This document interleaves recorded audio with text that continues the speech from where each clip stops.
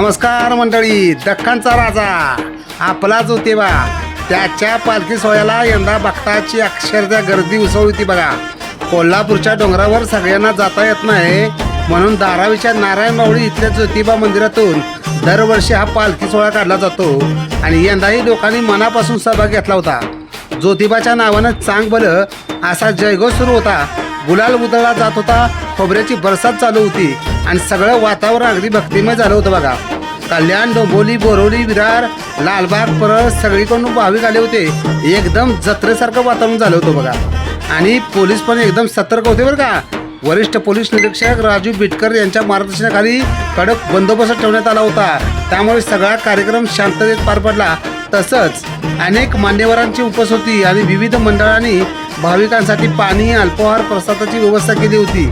हनुमान सेवा मंडळ काळा किल्ला यांच्या वतीने लापसी वाटप करून परंपरा जपली गेली आणि सोहळ्याची मजा अजून वाढली. तर असा हा धारावीमधला ज्योतिबा पालखी सोहळा भक्तिभाव, उत्साह आणि जल्लोषात पार पडला.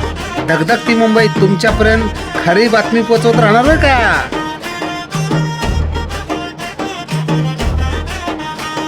गुलाल खोबऱ्याची धरण झाली.